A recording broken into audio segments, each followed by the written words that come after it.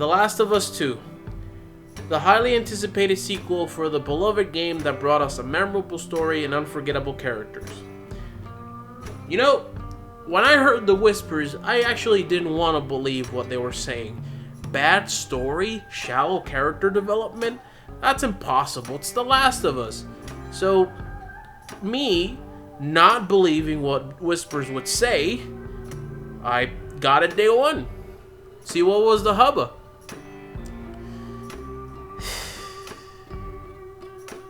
Let's just take a look at it, shall we? Joel and Ellie have gone through a hellish cross-country trip, facing infected, psychopaths, government soldiers, and the Fireflies, to finally settle down in the settlement of Jackson, Wyoming, where Tommy offered to stay. 4 years have passed since then. Joel and Ellie enjoy a life of relative peace in Jackson until one day the cycle of revenge begins to turn when a young woman named Abby, who was hiking with her friends, finds herself lost in the snowy wilderness and ambushed by the infected. Joel and Tommy save her life, however this turned bad for them since Abby was looking for Joel to take revenge on him for killing her dad. Who's her dad, you ask? Well, he was the surgeon who was going to operate on Ellie to develop the cure. Huh. What a difference. After being gone for long, Ellie, along with Dina, who is Ellie's love interest, and her best friend Jesse, begin searching for them, only for Ellie to find them and the gruesome scene of Joel being tortured and killed by Abby. Despite her life being spared, Ellie insists on setting out to find the people who took part in Joel's murder, a journey that she does with Dina and Jesse later on. However, she's not the only one to take matters in their own hands. Tommy, unable to prevent his brother's murder, sets out to avenge Joel as well. From here on out, Ellie's story of revenge begins to unfold, but this time she shares the spotlight with the aforementioned Abby, a young woman who was consumed by revenge and now she has nothing else to do but to meddle in other people's affairs. I'm serious when I say that. Ellie and Dina begin their journey in Seattle to find clues to Abby and friends' whereabouts until they stumble upon a hotel that's also a base for the Washington Liberation Front, or the WLF, or Wolf. They make it through and find one of Abby's nameless friend dead, specifically tortured by Tommy, according to Ellie. After leaving, they were ambushed by more WLF members, one of them being Jordan, a prick whose face got cut by Ellie the day Joel died. She gets captured but is saved by Dina. Now I say saved in quotes because this game overdid it with the plot armor real hard. No worries, I'll explain later. She then kills Jordan, loots his dead body, and escapes the WLF ambush. After this, Ellie shares her findings with Dina, a letter from Jordan's lady friend indicating her whereabouts. Convenient, isn't it? They make their way there and... Oh, that's brutal. They make their way to a TV station, and as they arrive, they find it full of dead bodies, and the girl Ellie was looking for was killed by Seraphites, a group of cultists who are fighting against the WLF for control over Washington. Ellie snags some photos from the dead girl's bag, and these were photos of Abby and her posse being normal, I guess. Ellie and Dina escaped the TV station that got overrun with wolf through a spore-infested subway. After escaping the subway and making it to safety, they share truths with each other. Ellie reveals to Dina about her immunity, and Dina confesses that she's pregnant. A day has passed after the TV station ordeal. Ellie sets out to a hospital where Dina found clues about Nora, another of Abby's friends.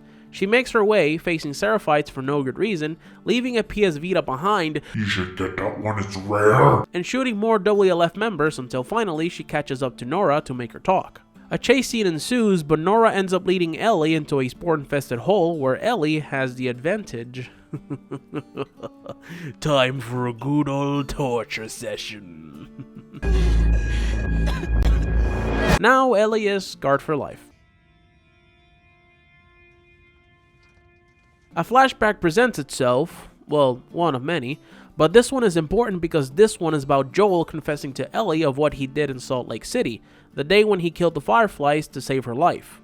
Waking up from her restless sleep, Ellie sets out to an aquarium with Jesse, who showed up in their travels, to put an end to the revenge cycle once and for all. She and Jesse part ways halfway through to catch up to Tommy and bring him to safety, while Ellie goes to the aquarium to finish Abby off. One rocky boat trip later, Ellie arrives there and makes her way in as quiet as possible.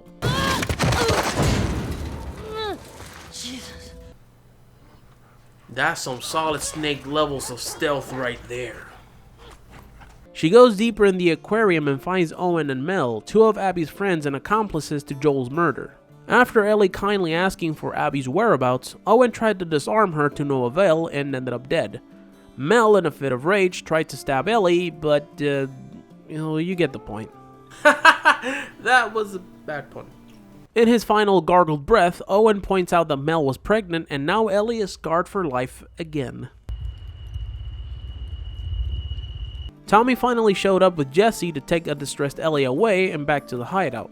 In the hideout, Tommy and Jesse plan a route to go back home until... Jesse? Oh, damn, she's angry! Abby's rage is manifested and has Tommy pinned down, demanding Ellie to show herself. Ellie, wanting to save Tommy, gives in to her demands, and as Abby is about to pull the trigger... A flashback. Yeah. And now the game forces me to play as Abby. You know what? I'm not going to bother to play her part or show it because this contributes nothing to the main story, so I'm gonna skip to the good part. After a 12-hour flashback about the most pointless character in this game, Ellie and Abby face each other in a bout of stealth. After many back attacks and beatdowns, Dina comes out of hiding with a knife to defend Ellie, but Lev, a Seraphite that Abby befriended, shot her down with her bow. Ellie, barely conscious, pleads for Dina's life, but Abby didn't comply. However, as she was about to slit Dina's throat, Lev asked her to stop with the power of Staring. Abby stands up and leaves, but not before warning Ellie to never cross paths with her again. Much time has passed since Ellie's crusade came to an end. She and Dina are living a peaceful life outside of Jackson along with JJ, Jesse and Dina's baby. However, things are not good in Ellie's head. Flashes of Joel's death still haunt her mind as she suffers from what seems like PTSD. The next day, Tommy goes to visit and tells Ellie that he's been tracking Abby for several months and that he's been able to locate her in California. But Dina's not so keen on the idea of Ellie tracking down Abby again. Restlessness strikes Ellie that night, and as she scrambles for her notes and plays her guitar, she makes the choice of looking for Abby yet again and leaving her family behind.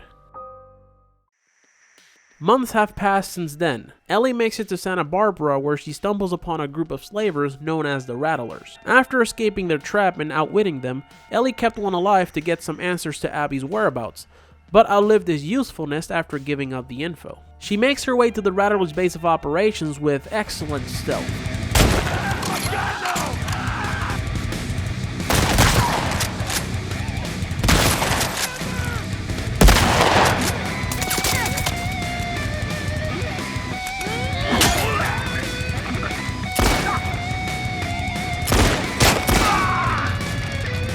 The prisoners tell Ellie about Abby and how she's been bit and tied to the pillars for trying to escape. She heads there and sees Abby, but not as she once was. Ellie cuts her down from the pillar she was tied to, and Abby takes an unconscious Lev down from another pillar. Abby motions Ellie to follow her to the shore where there are some boats, and as they get there, Ellie was not going to let her go. The final brawl between these two finally begins.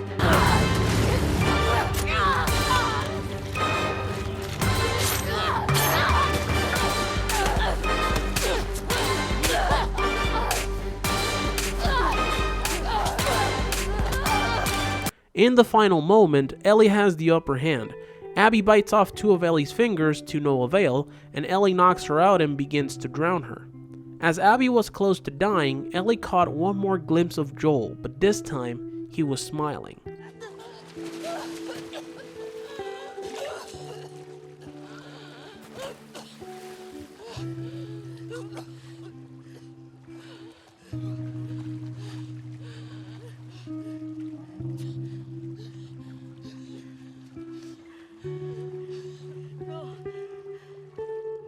After the whole ordeal, Ellie returns home but only to find it empty. All that's left behind is her guitar and the last memory of Joel, where she told him that she was willing to forgive him. With her fear of being left alone finally realized, she sets off into the unknown.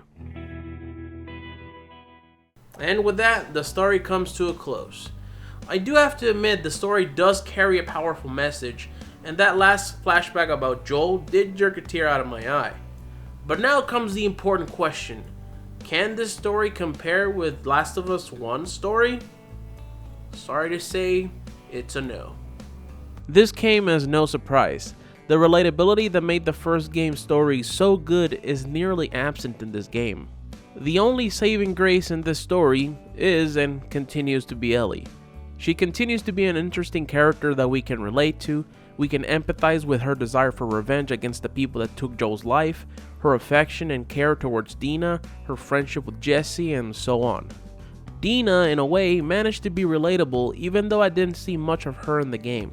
She showed to be able to handle her own weight, and she's very supportive of Ellie in both the good and the bad times. As for Jesse, well, he wasn't around long enough to know him better. Now on the other hand, we have Abby, and here is where things fall apart for me. To me, she was meant to be the target of Ellie's revenge and nothing more, due to the fact that her existence is solely based on an NPC that I killed in the first game, and thus, she should have also been an NPC. It's also weird because her story is what Ellie goes through in the game. So why is it different for Abby? Simple. I don't know who Abby is, and despite being forced to use her half of the game, I still don't know who she is. The only remote thing about her that I can relate to is her sense of friendship and loyalty towards her friends, but everything else about her fails to pull me in.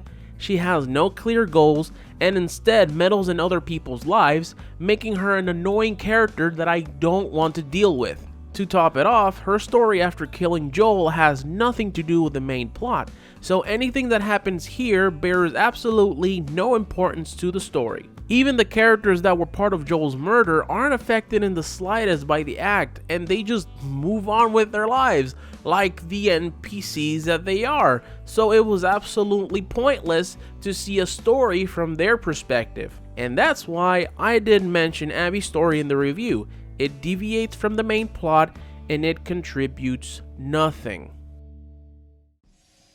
But what about the rest? Can the game compensate for the lack of a good story?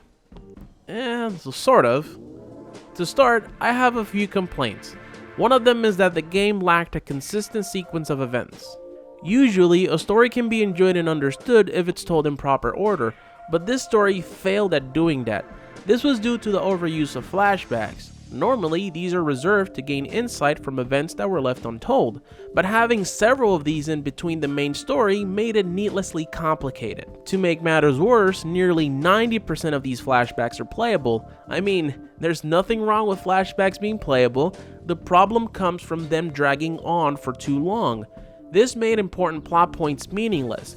Joel's death happened way too soon, Abby's purpose for revenge was irrelevant until it was revealed halfway through the game, and Ellie learning the truth about what happened at the end of the first game felt abrupt when it should have been this pivotal reveal that would have shaped Joel and Ellie's relationship even further. Another complaint, although minor, was the overuse of plot armor. This means that the main character survives certain events that would otherwise critically injure or kill them. Ellie, Abby, and some supporting characters don this armor very often, and it makes the story less relatable, outlandish, and even outright ridiculous. And of course, the scavenging and action sequences. Like in the first game, some of these can drag on for way too long and slow down the pacing of the game. At least the gameplay, graphics, and sounds are still up to par with what the first game gave. The designs for the characters and environments still look wonderful, the music continues to deliver, the voice acting is still on point, and the gameplay is the same from the first game, but with a few tweaks and enhancements. Listen mode was changed, so now enemies show up in formless shapes depending on the noise they make instead of a full-on silhouette. Characters can now go prone, adding an extra option for the stealth enthusiast. Dodging was added in hand-to-hand combat, so getting up close and personal is more engaging, aggressive, and brutal. There are more items to craft like silencers, arrows, and even special ammo. And of course, training manuals now provide new skill trees for character upgrades instead of giving them an enhancement outright. These add to the existing gameplay from the first game, giving players more choices and a better experience. My only nitpick here would be the frame rate. The first game ran at 60 frames per second, but this one got downgraded to 30 frames. Doesn't affect the gameplay or graphics at all, it's just an observation. Regardless, the gameplay aspect delivered. It provided some quality of life changes that made the game more enjoyable than the first, and it also delivered the tone and atmosphere the same way that it did for the first. After all, if it isn't broken, don't fix it.